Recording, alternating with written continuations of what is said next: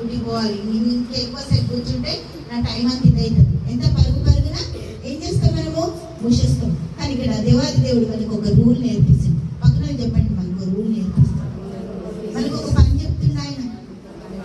ఏం చెప్తుండు? హల్లెలూయా. ఆయన గ్రంథం చుట్టి పరిచారకునికి ఇచ్చి కూర్చుండెను.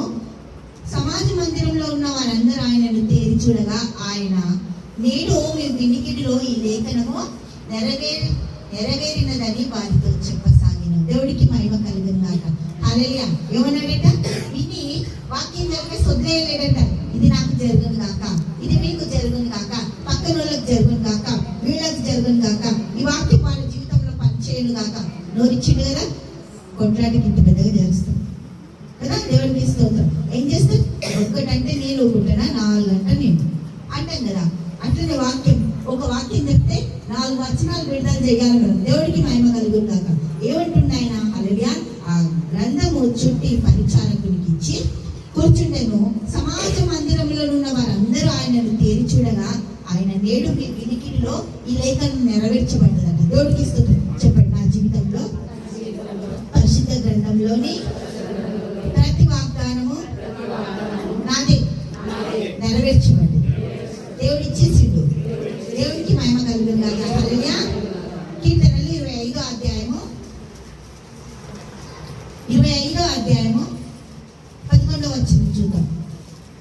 25వ అధ్యాయము 11వ వచనం. యెహోవా, నా పాపము బహుఘోరమైనది, నీ నామమును బట్టి దానిని క్షమింపుము. దేవుడికి మహిమ. ఏం పాపం అంట? ఏదో పెద్ద కత్తి తీసుకొని పక్కన వాళ్ళని పొడిచిస్తేనే పాపం కాదు. ఆయన వాక్యాన్ని తెలవకపోవడం, ఆయన వాక్యంతో నడవకపోవడం, ఆయన వాక్యంతో మనము జీవితాన్ని గడపకపోవడమే చాలా పాపం. దేవుడిచ్చిన అతిక్రమము. దేవుడికి స్తోత్రం. ఆజ్ఞని అతిక్రమించడమే పాపం. వాక్యం ఏం చేయాలి? ప్రతిరోజు చదవాలి, ధ్యానించాలి, నెమరు వేసుకోవాలి. దేవుడికి మహిమ కలుగునుగాక. యెహోవా యందు భయభక్తి గలవాడు ఎవడో వాడు కోరుకొనవలసిన మార్గమును ఆయన వానికి బోధించును. 12. దేవుడికి స్తోత్రం.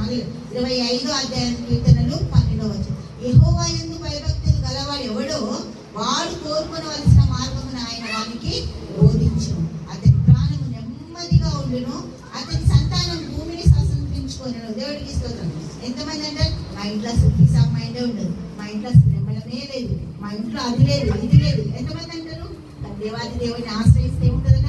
ఆయనకు భయపడ్డాడట యాకోబు. అందుకే దేవుడు యోసేపుని ప్రైమ్ మినిస్టర్ చేసినట. ఎప్పుడైతే మనం దేవుడి దగ్గర సరెండర్ అవుతామో దేవుడు మన పిల్లల్ని ఆశీర్వదిస్తాడంట. హల్లెలూయా. దేవుడికి స్తోత్రం. మన పిల్లల కోసం దేవుడి దగ్గర సరెండర్ అవ్వాలి. ఆయన వాక్యం మన జీవితాలలో వినికిడిలో మీరు ఏదైతే వింటుందో అది నెరవేర్చబెట్టు. అవును, ఆమేన్. దేవుడికి స్తోత్రం. ఈ పరిశుద్ధ గ్రంథంలో ప్రతి వచనము నాదే, దేవుడు నాకు ఇచ్చింది. దేవుడికి మహిమ కలుగునుగాక. అది ఈ రోజు నెరవేర్చం.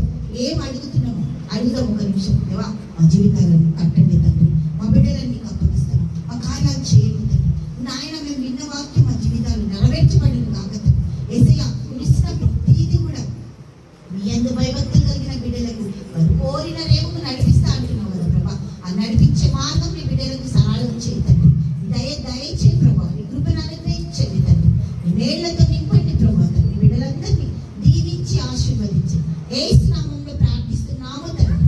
ఆమేన్, ఆమేన్, ఆమేన్.